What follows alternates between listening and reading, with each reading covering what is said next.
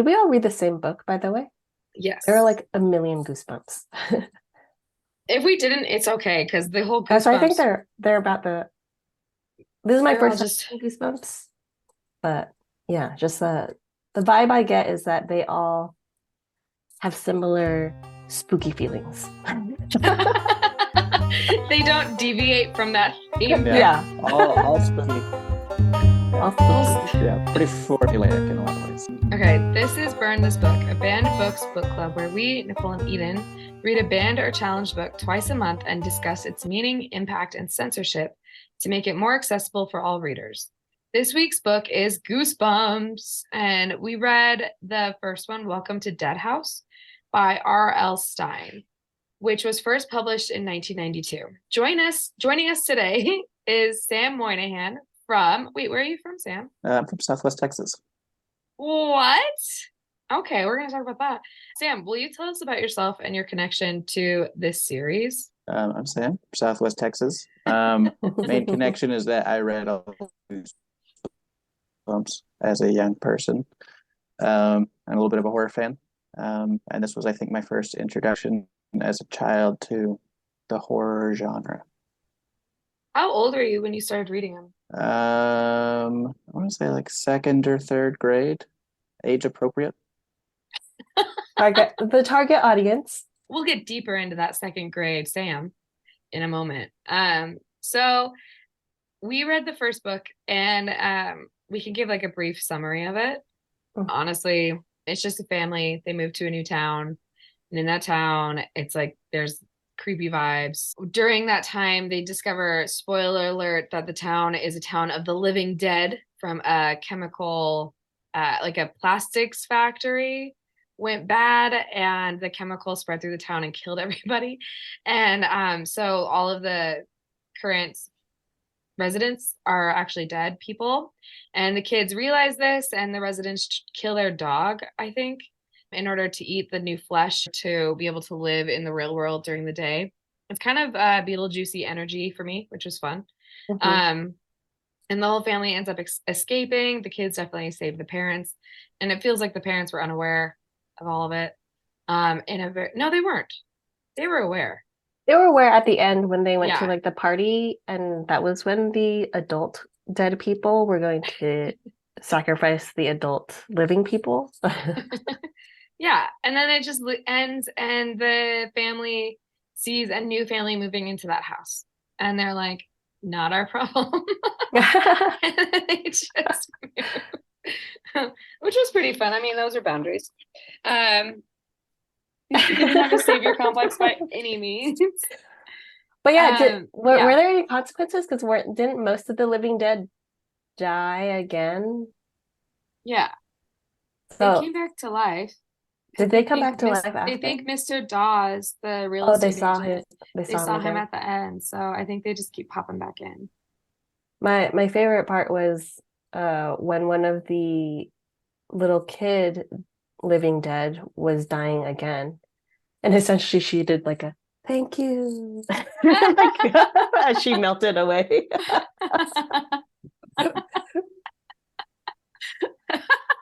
Honestly, it was a fun read for me as an adult. I think as a second grader, I would have been spooked. Yeah. But I was like very judgy. So Sam, if you'd been in my class, I remember going to like library class trips and like the boys would like grab Goosebumps and I'd be like, nerds. And I'd be grabbing like Little Women thinking I was like all mature and stuff like that. So Goosebumps was like always the sign of like the weird kids in the class, even though it totally wasn't, because I ended up having a huge crush on one of those kids for like the rest of my life. So, Mm. but like I just remember being so judgmental of the Goosebumps crew because that was always the section of the library that they would go to. And now I'm realizing I think I would have actually had a really good time with them if I'd given them a chance. Yeah. Just Fun. It was a fun read. explain yourself, Sam. Hindsight. Yeah, explain yourself, Goosebumps kid. I resisted them for a long time. I was similar in that I Yeah. thought, who needs that? You know, those colorful colors. I'm going to read something serious, like great illustrated classics, Moby Dick, all 100 pages of it. And then there was one that I think my older brother had Night of the Living Dummy, I think the third one, and I was terrified of it. The cover, I hadn't even read it yet. It just had that menacing little ventriloquist dummy, Slappy. Yeah, ew. And then eventually I got around to reading it, and I was horrified and thoroughly entertained, chilled even. And I was like, well, I've got to keep reading these. I got to get more of them. And so that was the draw in. Yeah. And then I worked my way through quite a few, but I don't remember most of them because right. gone, like all childhood memories. Like the living dead children. It just poofed. Your memories just go, thank you. Fade into the background. That's so cute. We were talking before we started. I don't know how I'm gonna edit this, but we were just talking about how they're each very formulaic. And so it would make sense that you didn't remember each specific plot. But yeah, very formulaic and very much like the whole thing was just these kids overcome evil with their wit and their intelligence.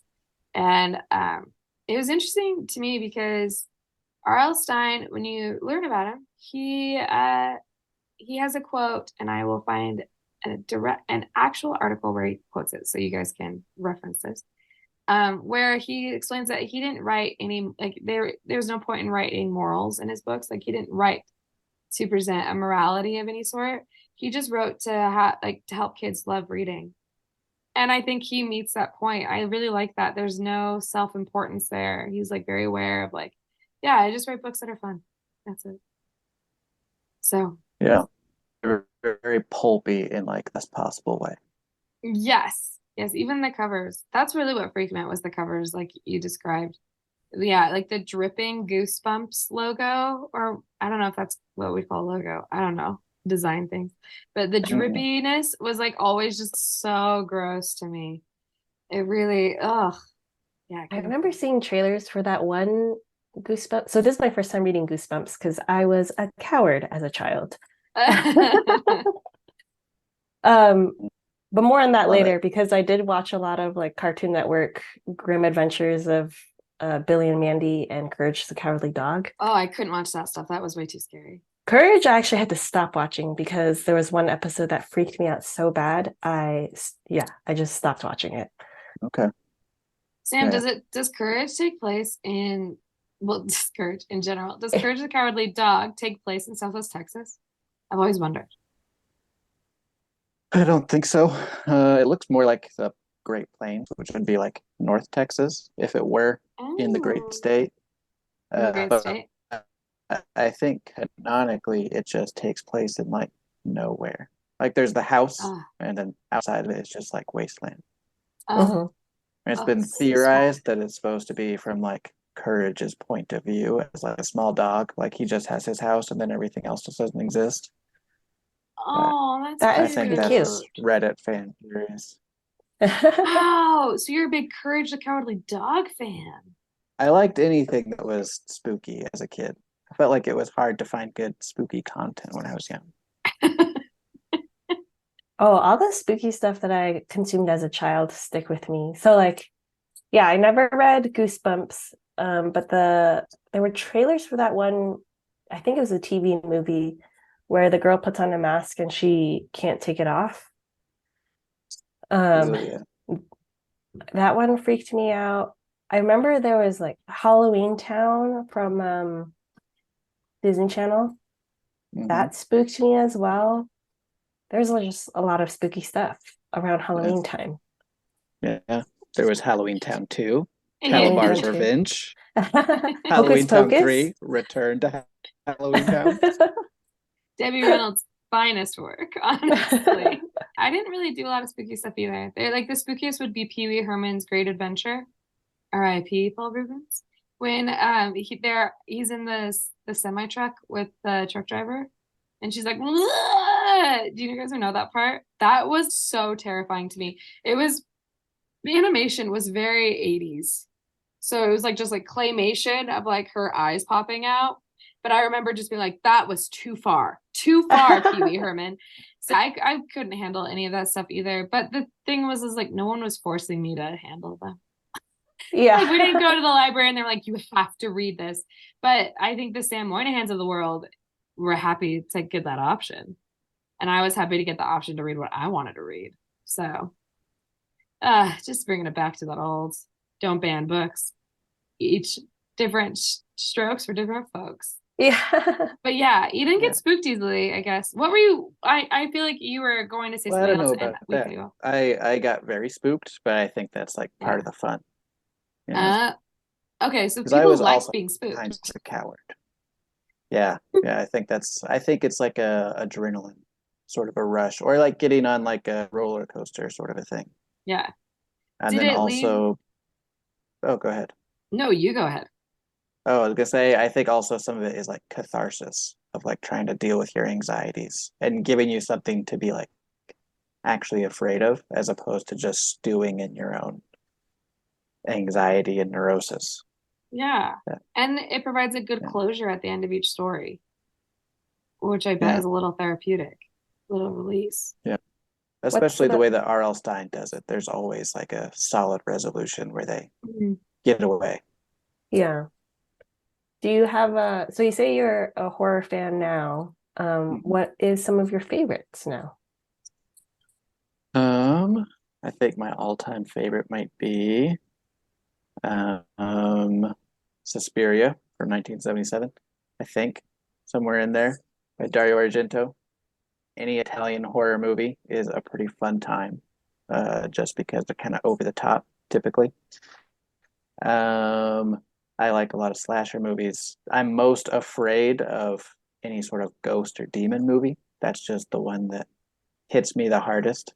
But yeah, I like most movies broadly. Awesome.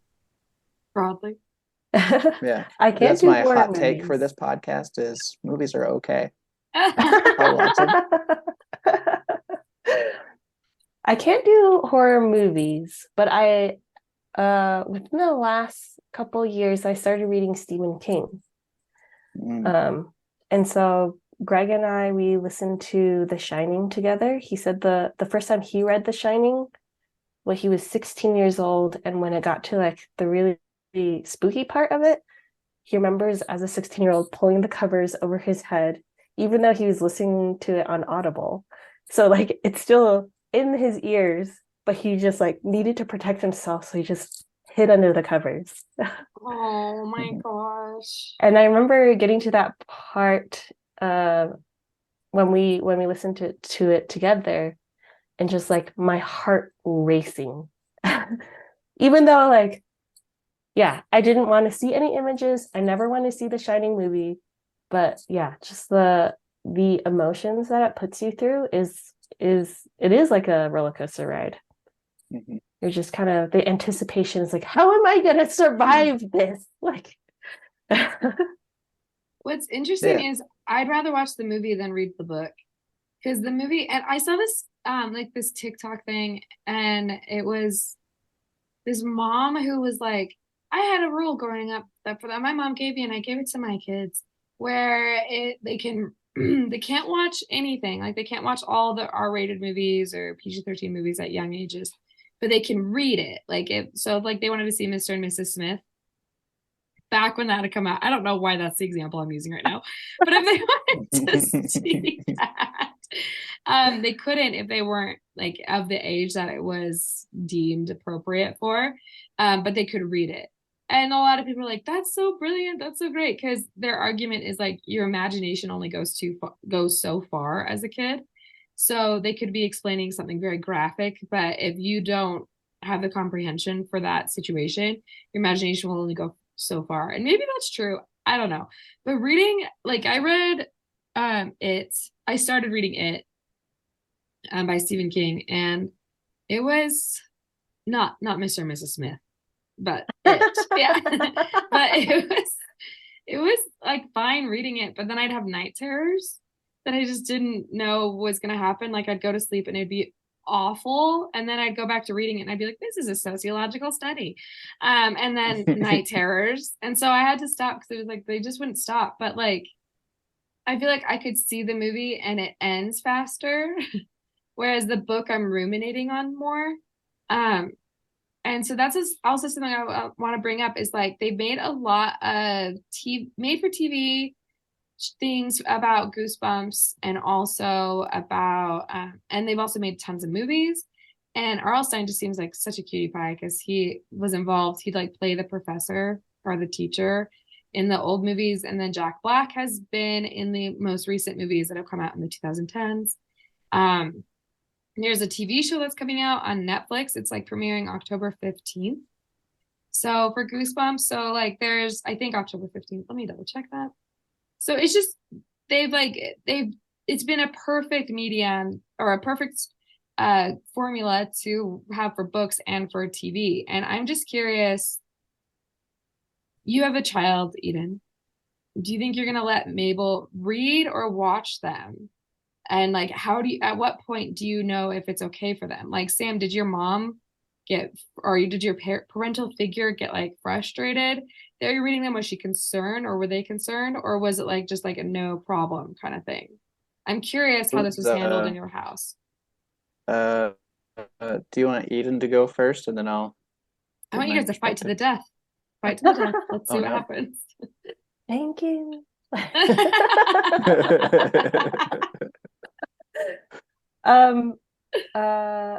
Yeah, as you were talking about that, Nicolle, about your experience of reading, like you would rather watch a movie than read a book. Because I'm the opposite. Because I think I'm a very visual person. And so even watching Stranger Things a couple years back, season 2, or maybe it was season 3, there was a scene in there that like I woke up in the middle of the night and I just saw that in my I just saw it in my brain. Yeah, that's scary. Which is why I prefer reading, because then I don't actually have those images ingrained. It is up to my imagination, but I won't let my imagination go there, I guess. Because even like listening to The Shining, it's like very obviously probably the scariest part of the movie, what I would imagine. But yeah, it is not sticking with me as much because I don't have something to recall at this moment. It's just more of a feeling rather than a visual. So I think it goes back to like it depends on the kid. So like to have a blanket statement to be like, kids aren't allowed to watch anything they want. They can read whatever they want. I mean, sure, you could impose whatever rules you want for your own family, but like even consider the kids and their personalities themselves as you make those rules. Mabel is very imaginative, my daughter. Like she can sit and like listen to Peter and the Wolf and be like, what's happening? And even like listening to Peter and the Wolf for the first time, she heard the French horns. And from the other room, you just hear her like, like kind of horrified. Like, okay, so music is very powerful for her, which actually I think that's what makes me the horror movies really scary for me, is the music as well. Yeah. And so it's just like very, like I can just feel it in my bones, like something is about to happen. And I think Mabel at 2 years old could feel that. So like that's something for me to keep as a parent, to be like, oh, okay, let's not watch this because this has very scary music. Yeah, that's smart. And I think my problem with movies is I'm too aware that they're actors. Like immediately I go into the production of it and I'm like, how did they, like, that's so cheesy. Why did they choose? Like the whole time I was watching, what's that movie where it's a couple there? Well, it doesn't matter. Mr. and Mrs. Smith. Yeah. The whole time I was watching Mr. and Mrs. Smith. It's the most important movie I've ever seen. But the whole time I was watching like one very specific horror movie that people love. I was just so distracted by the fact that the costume people chose to have them both in turtlenecks. And it just felt like really, and like it just felt silly because they were like crawling around in like crawl spaces. And I was like, they are going to be so hot. That is so dusty. And also, why is the guy making her do all the work?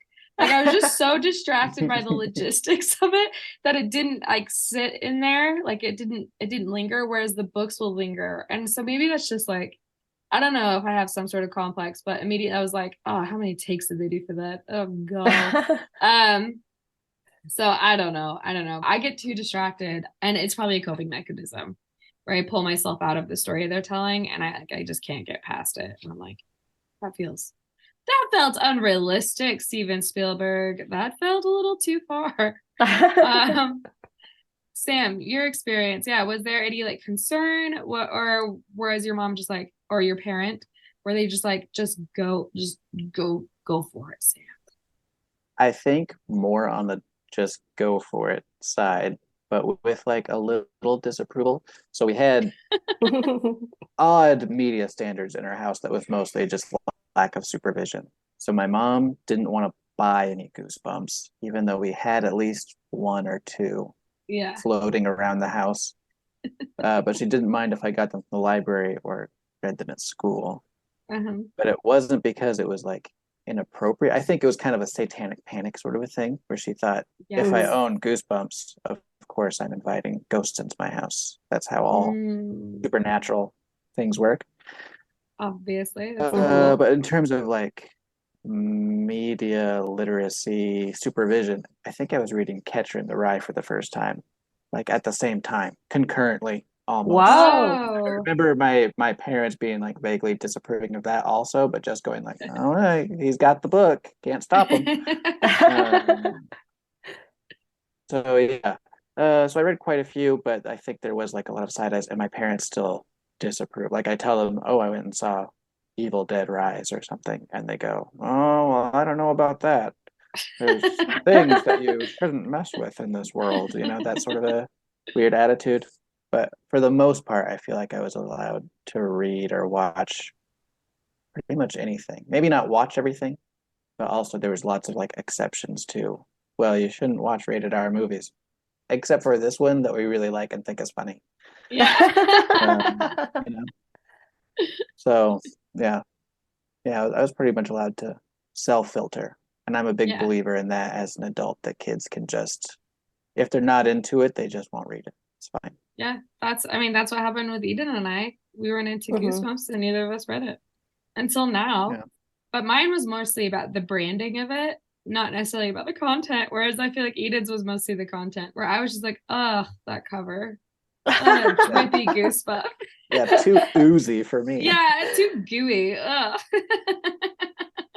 But either way, though, like we still, I don't know. I think what the point that you brought up was interesting, that you were allowed to read it if it was in the school, in the library. That like those are important places for kids, because I think a lot of parents who are into banning are like, well, you can still buy the book, it's fine. But it's like, I don't know any parent that is 100% tuned in on every interest of their child. It's impossible to be. And it's not a slam against parents. It's just impossible.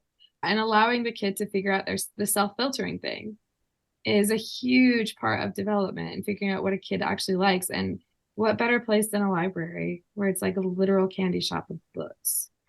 Where they can pick and choose. Free. Yeah, with very little risk and with help from a librarian. And so like it's just, I'm curious. Eden brought up a good point though, before you even came on, Sam, about R.L. Stine's master class.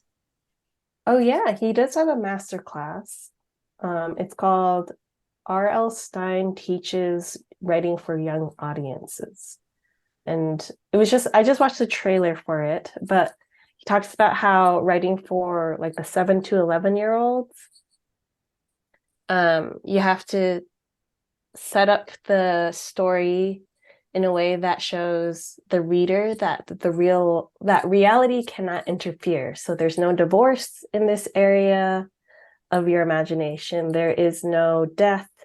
There's no losing family members, friends, whatever. And then that's where you can get all the scares out, because then you're like, oh, but what about that clown at the amusement park? Versus teens, where you can start to introduce that stuff, because teens are starting to be more aware of that reality coming into their lives, into their friends' lives, and then touch on more of the emotional ties with the horror of life, I guess. Is that interesting that he had like boundaries about how he'd write about stuff depending on the age group he was writing for? Like, it was very intentional and smart. Yeah. And the dog dies in this book. And that's also why I think it was banned, is because the dog dies. That's my guess. But the parents don't. Like, it doesn't, like, that's as far as it goes. And it's horrifying to think of your pet dying that way. That way, as in by living dead ghoul children.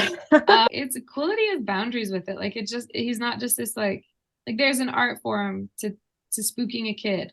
And I think there's probably an awareness also of what you were talking about, Sam, about like the anxiety, that being able to place all your anxiety in a thing is a cathartic thing, helping a kid have some sort of closure and some sort of like just release of all of that. Because yeah, these things aren't real. Like the land of the city, the town of the living dead is not real. It doesn't touch reality, but a kid can put it all there and still move on and live his normal life. You know, they can put the book down and then go about their life and deal with the fact that their parents are getting a divorce, or that all these really hard things are happening in their day to day. But they're, you know, like, I just think that's an interesting psychological tool that I just never thought about. It's interesting because I was reading a little bit about Robert Lawrence Stine, or as his friends affectionately call him, Bob. Ew. Okay, but go on. But he started off in humor, and like he wanted to write jokes and stuff like that. And apparently he has said, I'll find the source of this quote too, but there's 1 ounce between humor and horror, which is really interesting. And actually, I did watch Get Out and Nope, and Jordan Peele says something similar. Because like he has his start in comedy as well, but then he's starting to dive into horror. And he said that there's basically 2 roads diverged in the wood. You know, there's like the climactic point, and it can turn scary or it can turn funny. And I know that sometimes when I watch some Key and Peele sketches, it feels like on the edge of horror. That I'm like, oh no, I think I need to close this out. Like, I don't know if I can take this. I agree. Sometimes it's way too far. Yeah. But like that is such an interesting parallel, I guess, humor and horror. And I guess that's why there's a lot of comedy horror as well, because it's just like the element of surprise can go either way. Yeah. Well, and there's a lot of horror that's like unintentionally comedy, where it's like the effects aren't good or the acting's kind of subpar, where you go, okay, yeah, I can't get past the fact that this is just a guy from Ohio, you know. But yeah, I think it's interesting.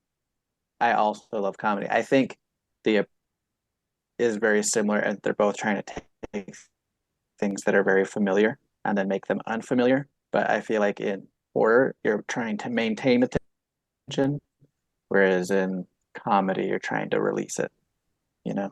Yes. Does that make sense?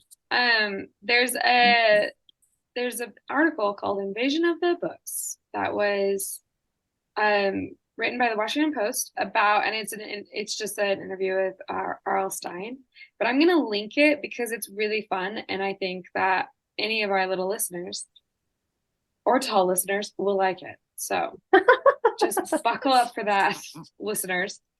I don't have any other things to say about this. Do you guys? Nope.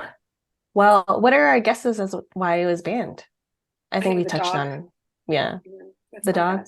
I think supernatural occurrences. I think that's the fear. Yeah, for sure. I think satanic panic. I think you hit it on the nose. You are both correct. Well, Nicolle, that one's very specific, but but yeah, the satanic panic and all of that. Yeah, between 1990 and 1999, books in the Goosebumps children's series made the top 20 lists of most challenged books. Between 2000 and 2009, they made the top 100. The objections came from parents who felt the books were too frightening for kids and or contained satanic and occult themes. Hell yeah. That makes hell yeah. Whenever we think satanic panic, we get fucked. Yep. I think do you guys think it's coming back? I think that era, I think we're circling back to it. Satanic panic? Yeah, I think so. I think with like how we're back to like evangelical Christianity being like really normalized in our politics, I think that satanic panic is going to make a full recovery. I also think there's so many goths in high school now, and they're like not the goth kids that we grew up with. It's like it's just so normalized. I think like the Gen Z people are really leaning in to the goth aesthetic, and I feel like parents are gonna freak out. I'm just waiting for that moment for like evangelicalism to really stress parents out about their kids wearing black. Good times. There's been some good articles about like connections between QAnon and satanic panic. Oh, for sure. Send them over. We'll link it in our show notes. Yeah. So would we say QAnon is the best horror writer of our time right now? Q. Yeah. Yeah, probably. He really scared a lot of people, or they scared a lot of people. The entity. Yeah, it scared a lot of people. Yeah. I had one more comment. Oh, one more thing about Goosebumps is it is the second best-selling series of all time. Whoa. I don't know what is the first, but yeah. And R.L. Stine, probably in the 90s, R.L. Stine was worth over like $41 million because of his books, which is wild to think about. That's a lot of money in the 90s. I know nowadays we're only talking billionaires, but like he's probably worth a lot more now, especially with the movies and now that Netflix is doing a series. But yeah. And he was also smart. He just collaborated with everyone. He did a lot of stuff with Nickelodeon. He did a lot of stuff with everybody, just trying to get kids interested and motivate their reading, which was very sweet. Very sweet to think about.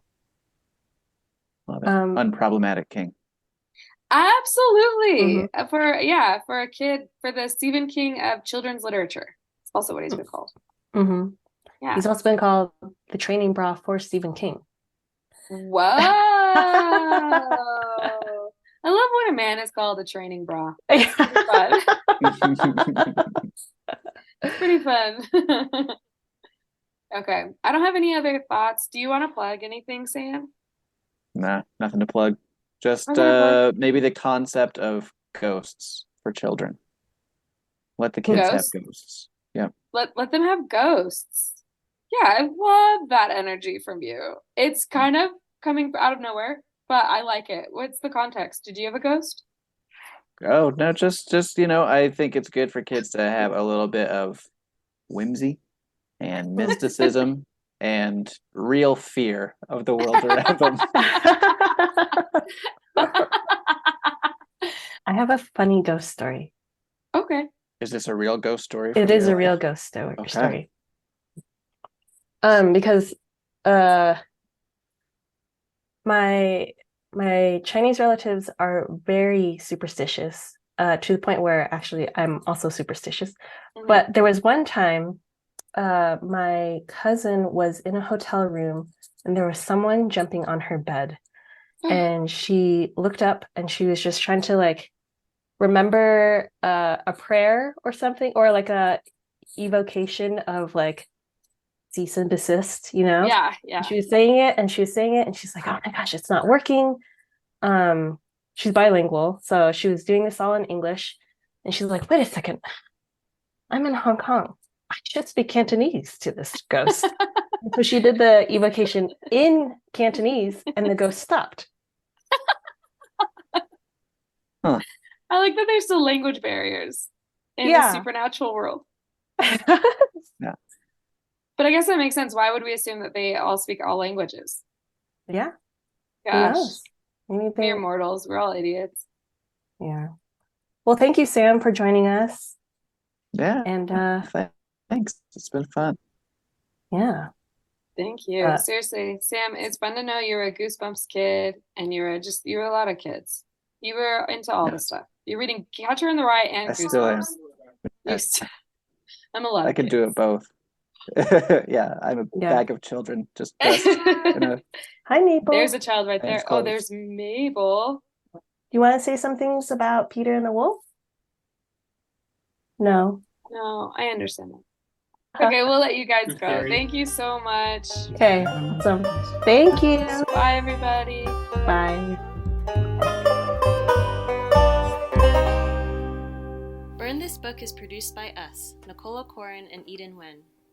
Music written by me, Nicolle, and produced and performed by my dad, Frank.